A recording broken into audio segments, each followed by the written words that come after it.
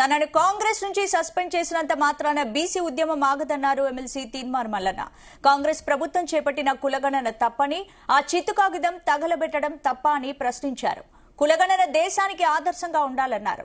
కేసీఆర్ సమగ్ర కుటుంబ సర్వే పగడ్బందీగా చేశారని, 100% చేస్తేనే సర్వే ఆదర్శమవుతుందని తెలిపారు ఎమ్మెల్సీ తీన్మార్ మల్లన్న. గౌరవ ముఖ్యమంత్రి రేవంత్ రెడ్డి గారు కాంగ్రెస్ పార్టీ నుంచి బయటికి పంపించడం ద్వారా ఏదో జరిగిపోతుంది, ఇక బీసీ ఉద్యమం ఆగిపోతుంది, బీసీలు ఇంకెవరు మాట్లాడరు అనేటువంటి భ్రమలు మీకేమన్నా ఉంటే తొలగించుకోరాలి. వెనకటి బీసీలం కాదు, మేమంతా ఆధునీకరించబడి ఆలోచన మెరుగుపరుచుకొని వచ్చిన మలిదశ బీసీ ఉద్యమకారులు మేమంతా ఇప్పుడు పుట్టుకొచ్చిన వాళ్ళం. ఇవాళ అడిగింది ఏంది తీన్మార్ మల్లన్న అడిగింది కులగణన తప్పు.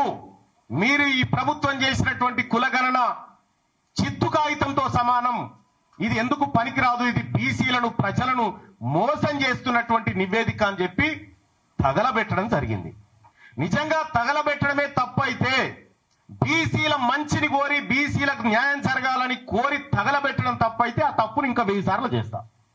కానీ ఇవాళ మీరే చెప్పిరు, భారతదేశానికి ఆదర్శవంతమైనటువంటి కులగణన మనం చేయబోతా ఉన్నాం, ఇది నా జన్మ సార్థకం అనేటువంటి డైలాగులు పెద్దగా కొట్టిరు. నేను కూడా చెప్పిన, కులగణన చేసే క్రమంలో ముఖ్యమంత్రి గారికి నేను కూడా సూచన చేసిన, 1931 తర్వాత అసలు మా తలకాయాలను లెక్కించినోడు లేడు కులాల వారీగా. మీరే మంచి కార్యక్రమం చేపట్టిరు. మీరు చేపట్టే కార్యక్రమం దేశానికి ఆదర్శంగా ఉండాలి, రాహుల్ గాంధీ గారు తల ఎత్తుకొని మాట్లాడే విధంగా ఉండాలి, దీని ఒక పండుగ వాతావరణంలో చేయాలనేటువంటి మాట చెప్పడం జరిగింది.